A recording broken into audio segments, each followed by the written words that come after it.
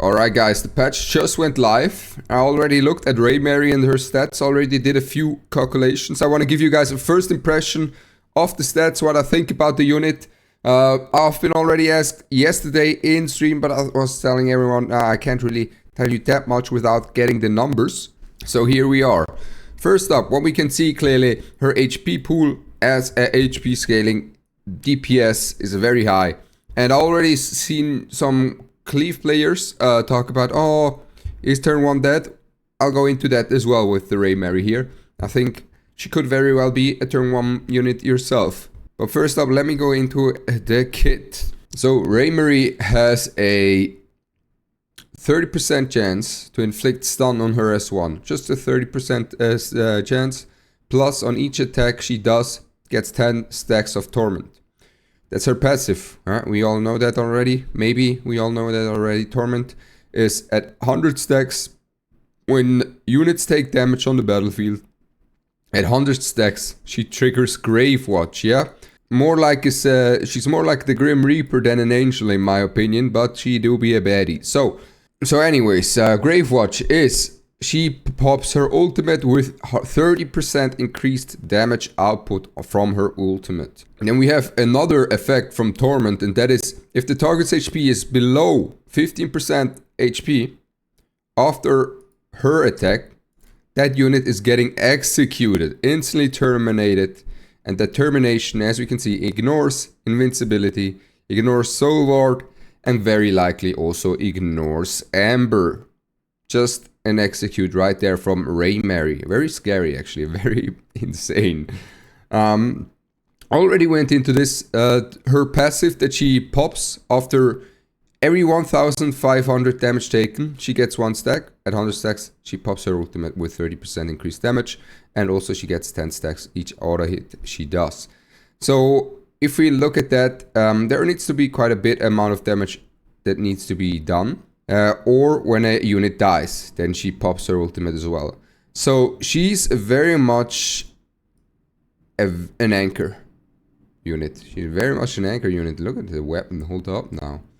And I think she could be also a cleave unit. But we're gonna get into this.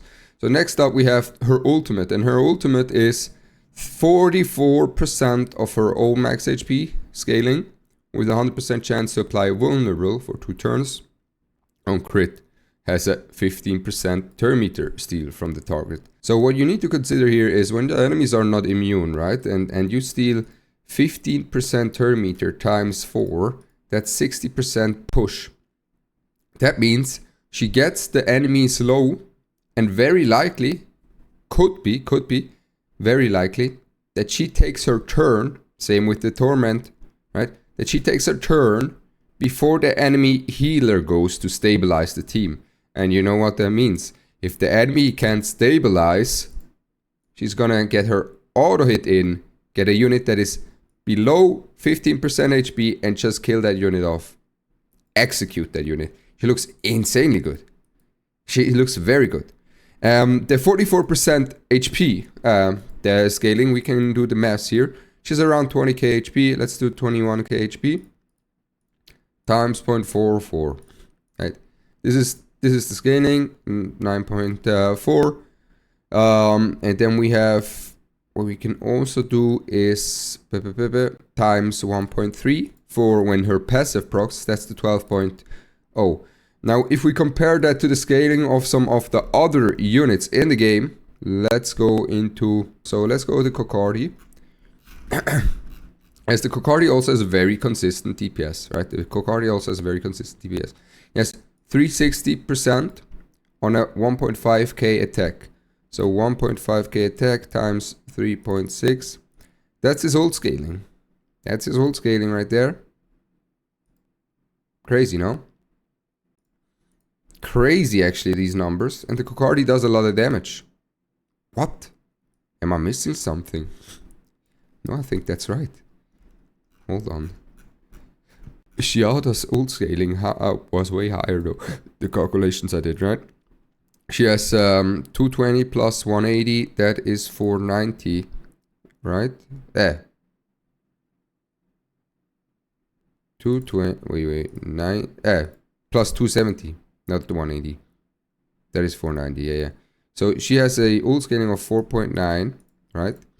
She has an attack also around 1.5. She can increase that attack by 1.5 as well. So let's just do this real quick. 1.5, then 1.5. Around this times 4.9. This is so yeah. We were her ultimate does on full stack similar damage to the passive proc from. Oh my days, guys! I'm telling you. Am I missing something? I think here's the thing. Here's the kicker, guys. I know a lot of cleavers were already complaining about this unit.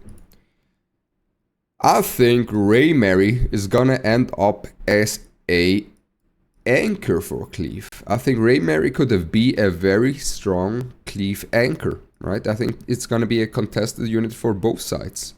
Because you can just anchor down with your Raymary. Let's say you go a Lilium Cleave. You're always gonna kill someone with the Lilium Cleave.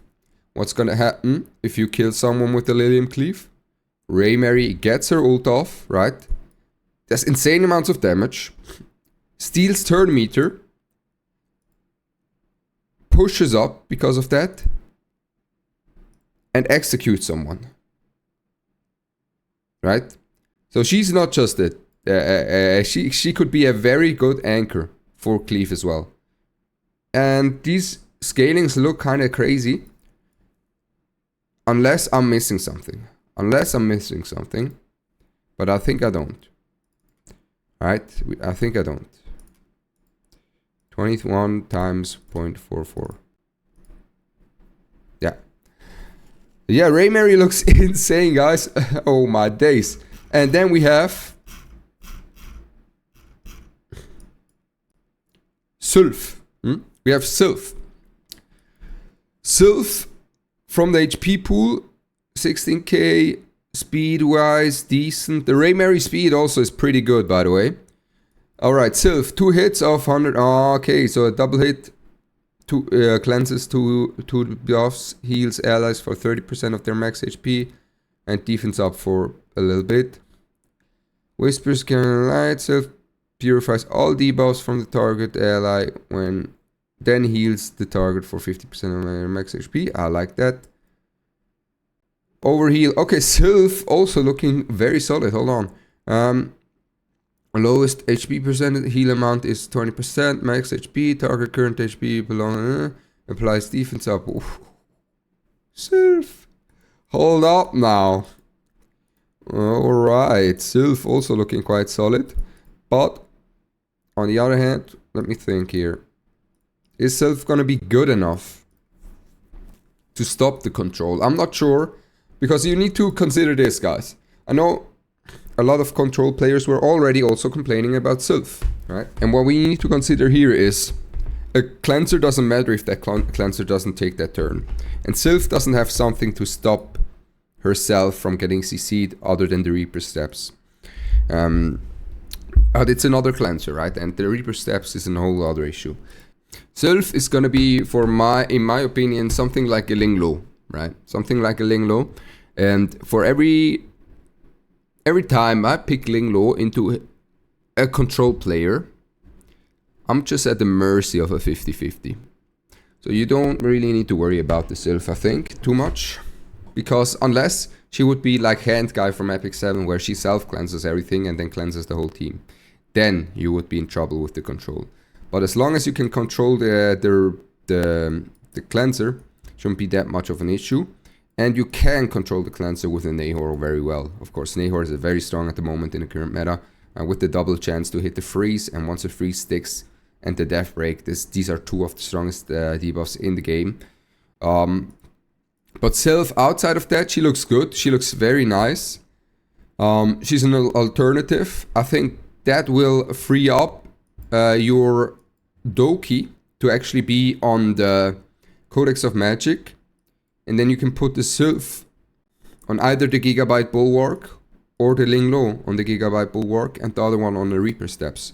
I think that's going to be the play that you're going to go for with the Sylph. And then you're going to go from there. I think that's going to be how it's how it looks like in my opinion. She has 2 cleanses, which is pretty nice, actually. Pretty nice. If you've seen the tournament, there's been a lot of turn 2 control with the Lilith. Lilith's super busted as well, of course. So this is why they kind of do this. And she looks solid. She looks very solid. But the one that I'm most insanely excited about, I'm not sure if I want to be excited about her, is Raymerry. Now, I will have to see how good she's going to be in Cleave. She could be very solid in Cleave. She could be very good in turn 2 as well. She looks overall busted for everything. If I made a mistake, let me know in the comments below with the maths here, if the math was not mathing. But if the math is mathing the way I did it here, this is ridiculous. Alright. Anyways, this was my first impression. She looks insane. Of course, before you summon, always before you summon, take your time, okay? You probably don't have phalatitis anyways. Me and the other content creators, we're gonna pull anyways. We're gonna be the degenerates that take care of the pulling, that take care of seeing how good the unit is.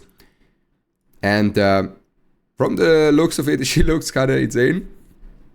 But we will see. We will see. And then we can give you a feedback, right? She needs a lot of stacks. Like, it takes quite a lot of time to get those stacks, though. So that might be the shining light in terms of turn 2. She needs a lot of stacks. She needs a lot of time to ramp up. But in terms of Negro comp, when you get a kill, she ramps up very quickly and then follows up with the ultimate. And can be a very much an overwhelming force to be reckoned with. Yeah, she's a baddie, though. She do be a baddie though, and I wish you a blessed day. Make sure to like and subscribe so you don't miss out the RTA testing from my side and everything, and builds and so forth. With that, I wish you all a blessed day, and I'm out. Take care. Peace.